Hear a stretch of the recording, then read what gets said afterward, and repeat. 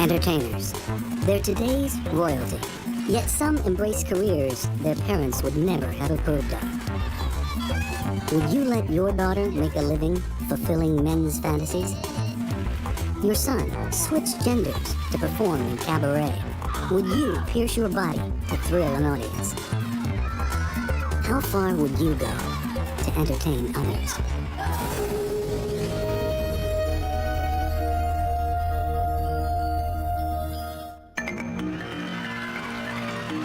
What does it take to entertain? For those who live at the edge of extreme entertainment, it usually requires a transformation. Trading oneself for another. Letting go of inhibitions. And taking the audience on a journey they'd never dare take alone. Would you put your life at risk for other people's pleasure? There's a group of performers who do. They're modern-day sideshow performers. People who make a living by doing the unthinkable. The stomach-churning. The death-defying. All just to entertain an audience.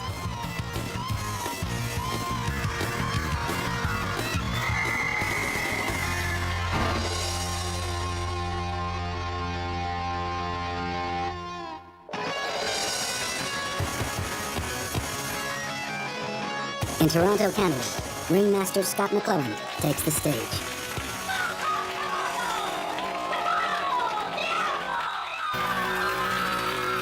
For Scott, whose stage name is Nikolai Diablo, shocking a willing audience is a full-time profession. While others might spend their time toiling in offices, Scott eats razor blades, drinks boiling water,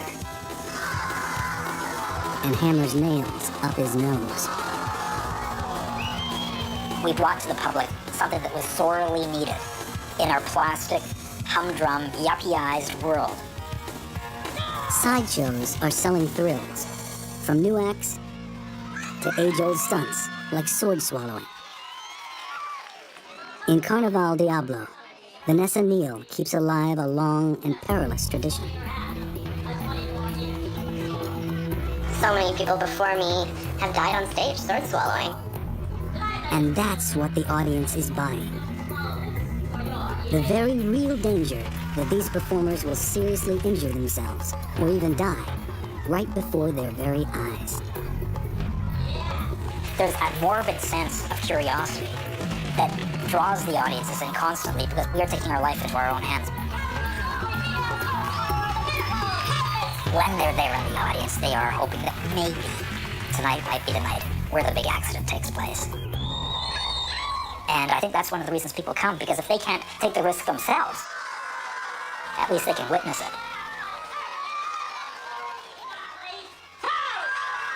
Carnival Diablo has gained a loyal audience because it taps into a very basic human urge. Sideshows and freak shows are ways of showing us what it would be like to live out our fantasies. Carolyn Marvin is a professor of anthropology at the University of Pennsylvania. Of course, human beings have violent fantasies. One way to keep them under control is to have them be organized for us. For a moment, we can focus on them, we can imagine them, and then we can leave them behind.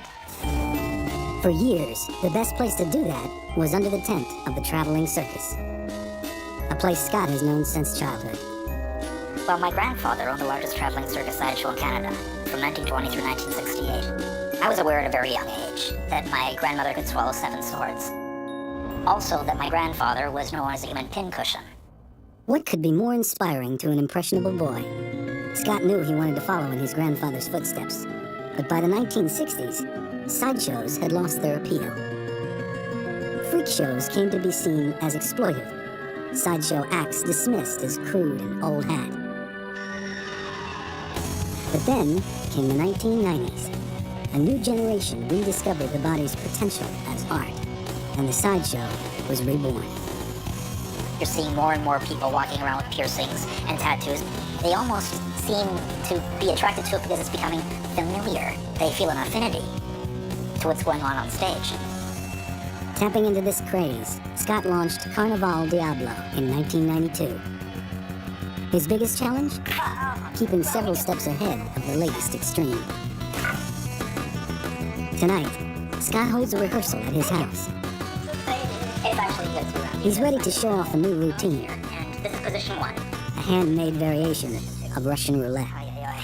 Last year, I was playing a game of Russian roulette with a buck knife, and I put the knife right through my hand. And you can see the scar there. I lost the game miserably. Now, I am willing tomorrow night to do something that's equally as stupid by playing a game of Russian roulette with a 9-inch long galvanized construction spike. I'm going to have to crush 3 bags and leave 1 standing. I'm very trepidatious about doing it, but it's time to get back on the horse. Sideshows must do one of 2 things, shock or disgust. Vanessa is a master at the disgusting part. Once a week, she buys props for what many call Carnaval Diablo's most revolting act. About 8 years ago, we were doing our first rehearsal, and I popped it right in my mouth, crunch, swallow. No problem. Oh, nice. I'm gonna eat the worms. My favorite. They're so much fun. Coming up, meet a performer at the extreme edge of sideshow. And later, step into the secret world of the Japanese geisha. It's showtime at Carnaval Diablo. Backstage, a striking transformation is underway. Before they face the knives, nails, and swords, the performers must alter themselves, mentally and physically, for the dangers ahead. When I started with Carnival Diablo, there was such a challenge to really face your fears. You know, do something that you just never ever expected yourself to be able to do. Like maybe eat live insects. Vanessa warms up the audience with a light snack. A handful of crawling crickets, followed by a mouthful of wriggling earthworms. It's an act guaranteed to incite the crowd. You know, when people are disgusted, they have 2 kinds of reactions. One is sort of a disgust face, but the other one is laughter. Paul Rosen is a professor of psychology at the University of Pennsylvania. And that laughter is sort of a nervous kind of laughter. All of these sensitivities are very much tuned by culture. There are many cultures that eat insects. Shall we begin? Few acts inspire as much audience anxiety as playing with sharp objects. Bless your bets! It's time to play! Cardi Roulette! It's the moment Scott's been dreading, but he's ready to risk impaling his hand on a 9-inch spike. Intuitively, he knows how to keep the audience on the edge of their seats. When we watch people do extreme things, one of the things we're seeing is our own imagination at work. We're watching people survive ordeals that we actually wouldn't attempt ourselves, and so it's all right in the end because the person who is performing the extreme act goes away whole, apparently. So we don't have to suffer the consequences of this kind of behavior, and yet we get to imaginatively participate in it and see what it would be like. And that's why you're paying to see us. Because the fact that we're transcending so many ideas of what you can't do in life these days. Everybody has rules, and we're constantly trying to break them. And those who can't break the rules themselves will happily pay to see others do it for them. It's entertainment. It's funny when someone else gets hurt. I just think it's absolutely interesting. I think it's great that people do all kinds of weird stuff like that. I think the motivator is just to do something different. I mean, everyone just does the standard thing. Go to a movie, go to dinner, eat some fire. That's different. It is the same type of fascination, I think, that you get with people rubbernecking at a car wreck. Gerald Urchak is a professor of anthropology at Skidmore College. Perhaps the car isn't even in the road, it's off to the side, but traffic slows down and is backed up for 18 miles because everybody wants to see. In the world of extreme acts, few can rival Tim Cridling. His stage name is Zamora, the Torture King. His game? Self-mutilation. Skewers going through the arms, exit wounds, entrance. His cheeks are permanently scarred from shoving hundreds of skewers through them, Anywhere else? Do that every night. Like, and bruises mark the spots where sewing needles have been woven into his skin.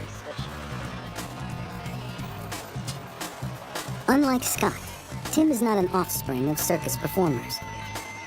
His fascination with pushing his body to the limit began at age 10 with a book about strange performers through history.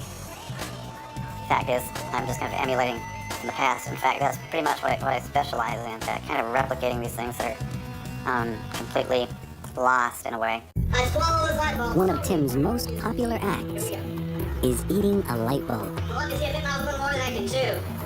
I got a hammer over here. Guess there's no turning back.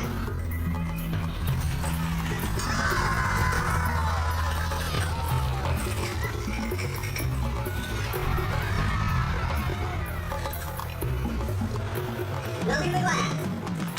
Nothing in my mouth. The highlight of Tim's act is when he slides a razor-sharp skewer all the way through his arm. Some people find this fascinating, disgusting, but fascinating. Other people can't watch it. But Tim claims he never feels a thing. I've kind of linked up my mind and body in a way that if I choose not to feel pain, I can overcome that. The fascination is to safely watch other people performing these taboo acts. And for most of us, not only are they taboo, if we tried them ourselves, we would really be hurt. Obviously, this is something no one should attempt at home. But Tim has ways of protecting his body.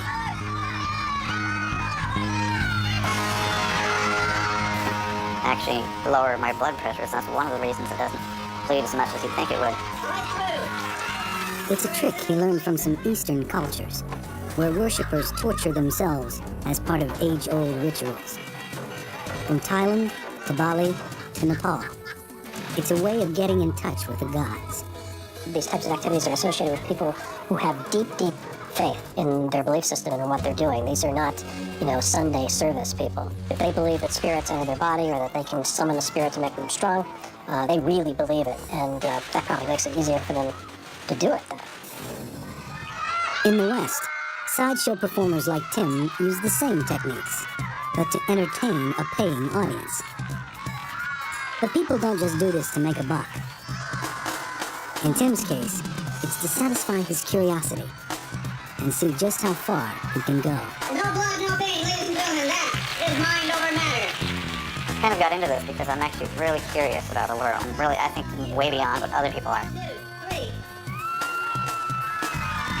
And as I said, I don't want to kind of have a superficial knowledge of something. I want to go deep into it.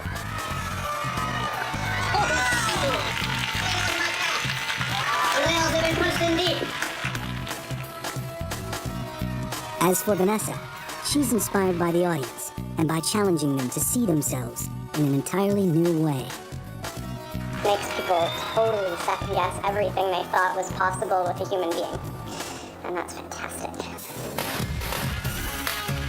When it comes to second-guessing or doing a double take, few performers can rival the cabaret stars of Thailand. Look closely, because every one of these women was born a man.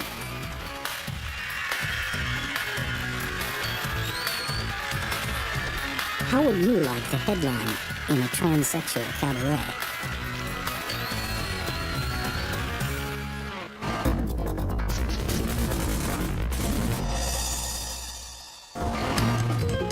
In other countries, women usually take the lead in cabaret.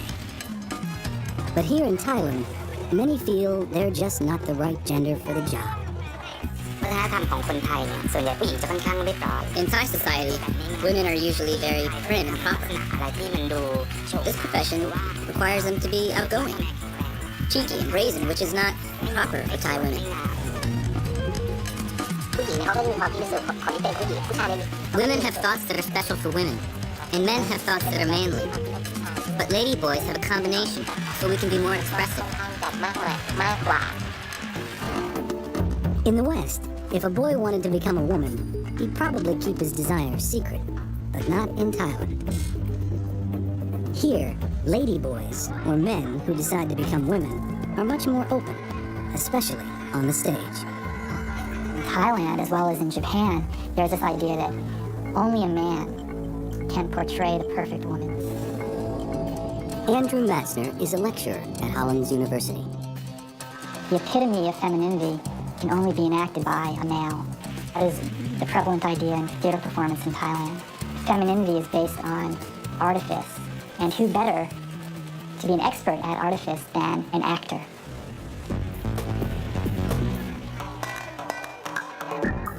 So every night in cabarets across Thailand, performers transform themselves in the most profound way imaginable.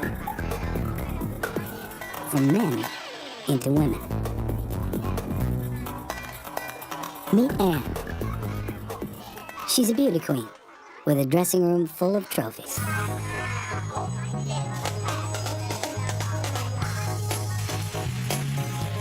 When this ladyboy is on stage, men drool. The transformation seems complete. In the West, performers like Anne might be confined to more underground venues. But Anne has won her trophies at transvestite beauty contests, held at fairs and festivals all over Thailand. Spectators often comment that these beauty queens are more beautiful than women. You can purchase birth control pills over the counter in Thailand.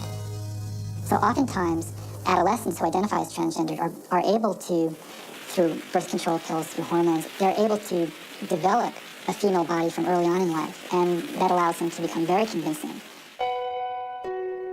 Anne made the decision to live as a woman before her body had even begun to reach manhood. ตอนเรามาตัดสินใจว่าเราจะเป็นอย่างนี้เนี่ยประมาณสักป I decided I was like this around 5th or 6th grade, around 10 or 11 years old. ก็เลือกเลย I chose it even though my parents were against it, and I was very stubborn and ก็ determined. ต้องทำอย่างเงี้ยค่ะก็ดื้อเหมือนกันตอนนั้นรั้นเหมือนกัน Now Anne lives with her boyfriend in Bangkok. He hasn't told his mother about their relationship yet and prefers to keep his identity secret. But to him, Anne is the best girlfriend he's ever had. ก็เลยไม่รู้สึกว่า I don't consider myself gay. เหมือนผู้หญิงคือไม่ There is nothing about Anne that is like a man. But in a very real sense, that's not true. Anne may have had breast implants, but she still fits the legal definition of a man. แต่ส่วนข้างล่างเนี่ยจริงๆแล้วชีวิต In my profession, you really don't need to have the bottom part เป็น done. ต้องผ่าก็ได้แต่ที่อยากมีคือเพิ่มความ But for me, it enhances my femininity, and I'll do it for my boyfriend. What makes this taboo, what makes the cabaret so fascinating, I think, for Thai people and for people from all over the world, is that boundaries of nature are being crossed. We assume that when a baby is born male, that baby's going to grow up to be a man. When that baby boy grows up to become a beautiful woman, we are fascinated. We also understand some line has been crossed. And so for some people, there are very negative feelings. With her in-between gender status, Anne encounters these negative feelings often.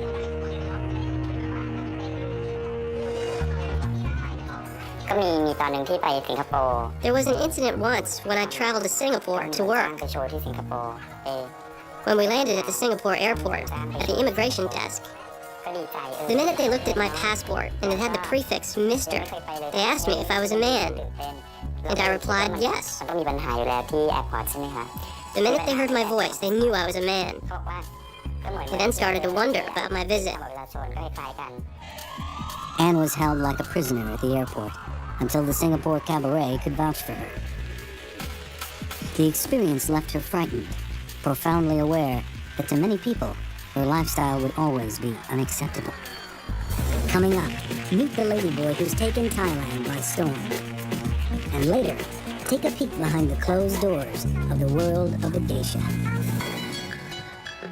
In Thailand, Ladyboys were dancers and entertainers long before cabaret caught on in the 1970s. But its enormous success has given them a special niche and allowed them to become more open in expressing themselves. One has even turned stardom on the cabaret stage into national celebrity. The artist known simply as Day.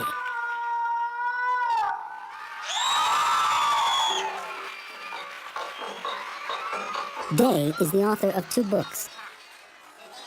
And though she's never had a sex change operation, she lives her life entirely as a woman, on stage and off. It's been a radical transformation from a young boy who yearned to entertain.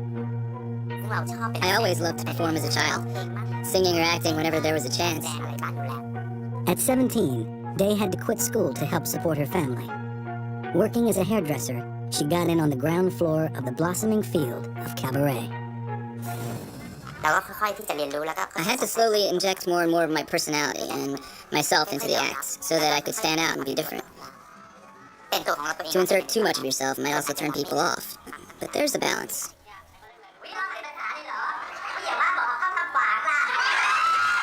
Day's stardom has given her the latitude to live the life she wants, and even adopt 2 sons.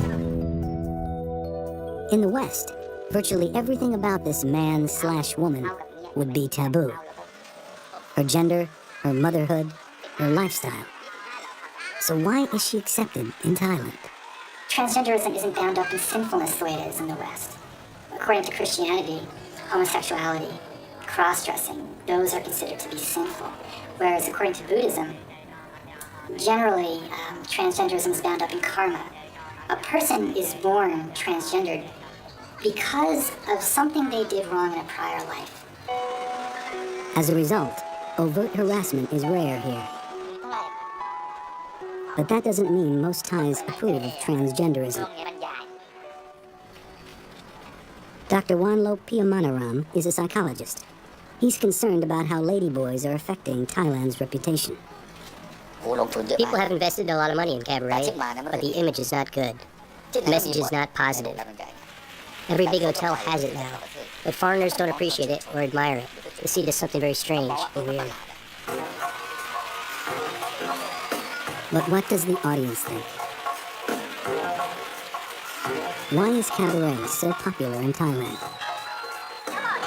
It's very colorful and artistic, and nobody can do it as well as here in Thailand. For me personally, I think it's good. They have a very special talent.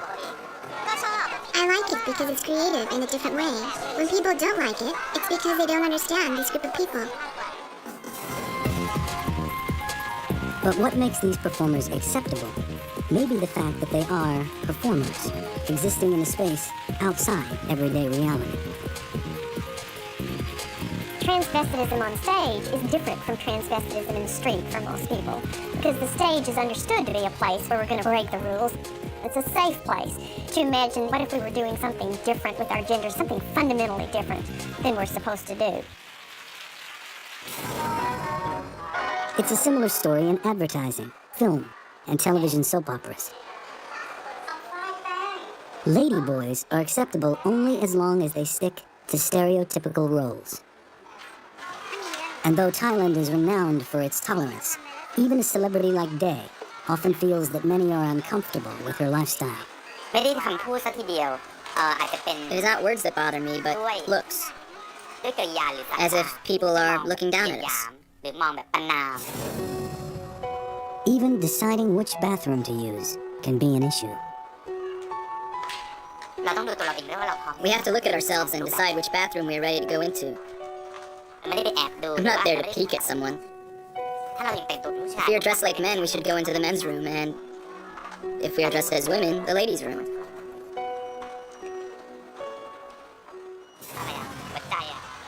We shouldn't think of Thailand as being a paradise for transgender people. Some people are very accepting, some people are not. So a person may be beaten in their family. At the workplace level, depending on the profession, discrimination definitely can exist. But concerns like these tend to disappear at the cabaret. For Thailand's ladyboys, it's a refuge.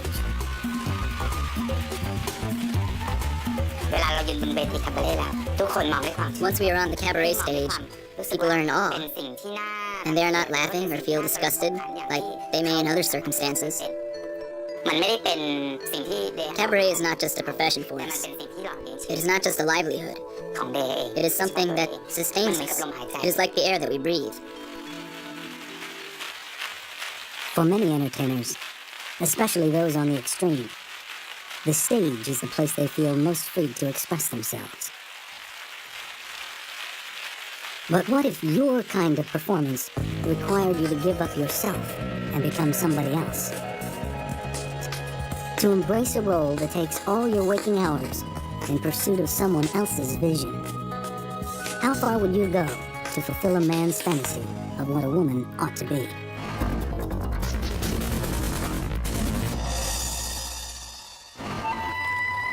In Kyoto today, they're a mysterious relic of old Japan. Painted dolls that scurry through the streets before disappearing behind closed doors. Are they high-priced courtesans, mistresses of seduction, or something more elusive? There's a lot of mystery to being a geisha, I think. The society seems very closed and secret. I think they're high-priced prostitutes. Geisha's role is for entertainment. I wouldn't like the idea of serving men. I believe in equal rights for men and women. I guess a geisha is whatever the customer wants, really. Whatever a geisha is, it's more than a role. It's an all-encompassing way of life. Umechika is a maiko, a second-year apprentice. She's still adjusting to the changes. When I first started, there were many times that I was scolded, and I didn't even know why. Then I realized that this geisha world is so different from the world I used to know. In past generations, most girls were born into the trade, or sold into it by destitute parents. Umechika made the choice herself. She would trade her identity and her family for a new life as a geisha. Since I was a little girl, I always admired apprentice geisha and wanted to be one. But the first time I told my parents, my father said absolutely no way. But I still really wanted to be a geisha, so I came to Kyoto. Kyoto is Japan's cultural heart. In an increasingly westernized country, it's one of the last places where strict geisha training continues. All the geisha live in restricted quarters in the city, the only places where you're likely to see them. Umechika began knocking on doors, but everyone said she was too old at 19 to start training. But then she found Umeno, a retired geisha who runs a small tea house. Umeno took one look at the young woman and decided she had the face of a geisha. She gave her a new name based on her own, and Umechika was born. But that was only the beginning of a long, grueling path. To become a geisha, it takes a lot of training. Many leave because they can't take the training. Mary White is a professor of anthropology at Boston University. It's a very hard life. They are under a contract to a geisha house usually, which would be their house where they would live as well. And they would have very few times when they, for example, could go home to visit their parents. For 5 years, Umechika must submit to geisha boot camp. A rule or a tradition governs everything she does. Every 10 days, the hairdresser twists and pulls her hair into the maiko's traditional style. The pressure is so strong, it produces a permanent bald spot. Every night, she must sleep on a rigid cushion that keeps her awake, just to maintain her hairstyle. Her routine follows the same pattern every day, with almost no time for herself. Classes consume half of it. The rest is spent preparing herself for an evening of clients. Her signature makeup is so elaborate, it takes an hour and a half. Once, the makeup had lead in it, which would prematurely age a geisha's face. Every day, Umechika must transform the girl she is into a traditional icon of feminine beauty. And she goes through all this effort just to achieve a look designed hundreds of years ago to stand out in candlelight. I have seen so many girls just quit. That only strengthens my resolve. If I quit now, all those things I had put up with and worked so hard on would become meaningless.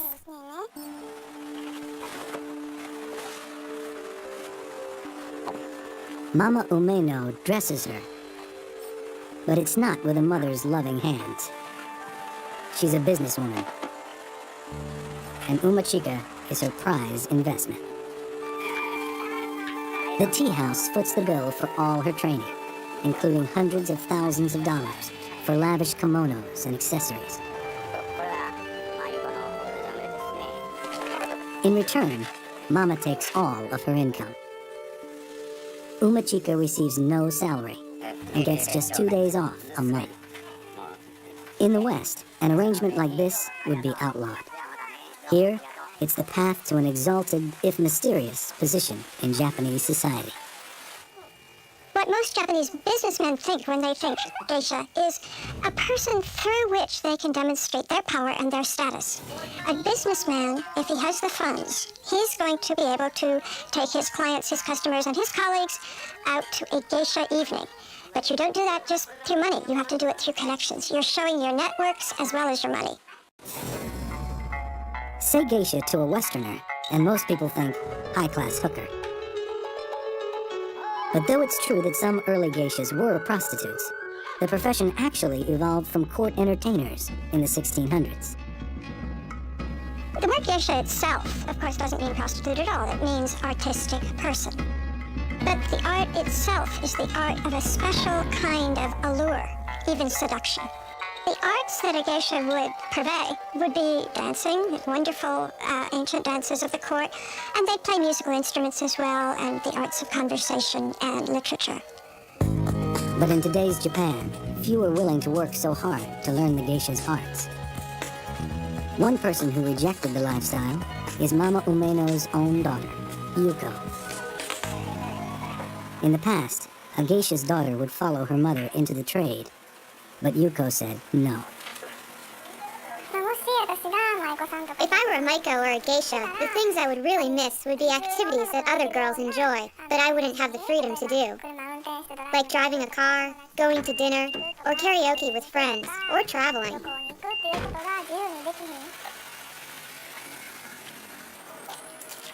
Yet to wealthy Japanese men, the rigor of maiko training is all part of the mystique. Peter McIntosh is a Canadian, but he too fell under the geisha spell 10 years ago when he came to live in Japan. I guess it's just something you don't see anywhere else in the world. When you see these beautifully kimono-clad women walking through the streets, it just says, paint me, photograph me, write a poem about me. It's just something that really grabs you. And Peter puts his money where his mouth is. Alien though it may seem to most Western men, to spend thousands of dollars on a dancing girl who keeps her clothes on. Peter says he could have a Ferrari for all he spent on geishas. But to him, entering this exclusive world is worth every penny. What it's all basically about is when you make that first step inside the tea house, you're supposed to forget about all the worries that went on that day. And what the major thing that customers are so relaxed about is what goes on behind closed doors stays behind closed doors, or should. Coming up, how far will a geisha go to please a client? For the most powerful men in Japan, the tea house is their fantasy world. A place to relax, discuss a little business, and let their hair down. For Umechika, it's showtime. And since she's still learning, a nerve-wracking lesson in entertaining men often twice her age. Now Suza is a full-fledged geisha who knows all the tricks of the trade. An evening with a geisha to most especially Western perceptions is a seduction of a kind. That is, you're supposed to end up in bed with a geisha. Well, in fact, what she does is tease and cajole. She boosts your ego. She makes every little word you say sound like it came out of Shakespeare. And she's really a past mistress of that art of making the man feel good, short of going to bed. For the men, just being close to the geisha seems to be enough. These geisha represent something beyond my everyday world. To meet these extraordinary women is in a way a learning opportunity, and a way to elevate myself to a superior being.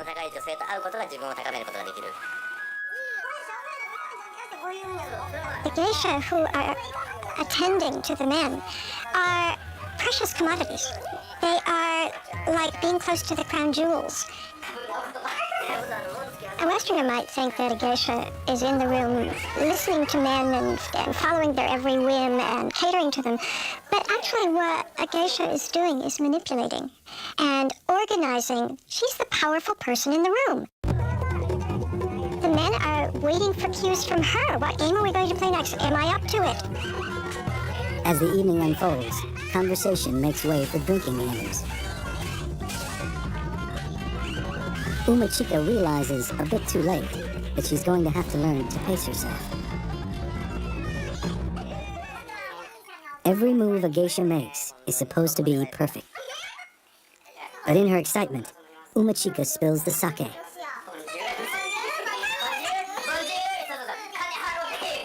It's a tense moment. She hopes the other guests didn't notice. But her graceful dancing makes up for tonight's blunders. Half a century ago, the virginity of a maiko like Umechika would often be auctioned to the highest bidder to mark the end of her training. That practice is outlawed now. Most of her customers barely come close enough to touch her. But that doesn't mean they don't have fantasies. If I tell you I have no ulterior motive, it would be a lie. Of course there is an ulterior motive. But restraining this desire is the joy and beauty of it.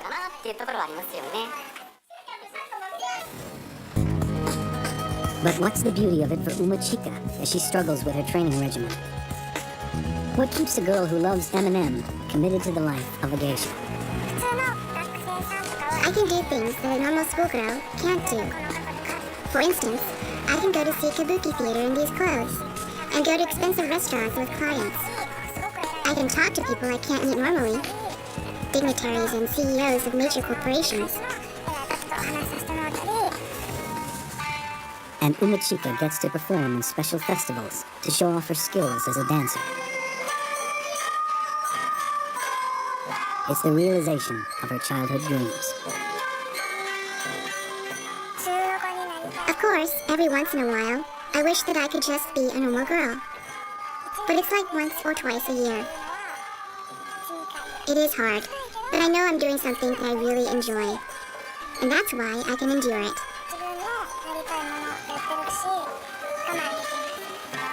It's a life that few young girls today choose to pursue. But an ancient calling that links them to entertainers all over the world. Becoming a geisha is so much investment in hard work and training that you might wonder what is, after all, the payoff. A young woman trying to become a geisha these days, and they are few, is thinking, I am part of old Japan. It's not the men that they're pleasing, it's their art. From indulging our taste for exclusive gratification, to breaking all the rules of gender, and the limits of the human body. Extreme entertainers help us live out our fantasies safely.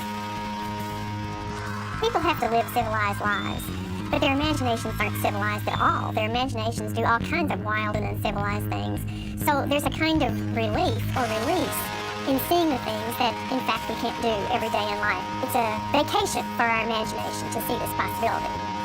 By balancing on the edge of the taboo, extreme entertainers take us places only our imaginations dare to go.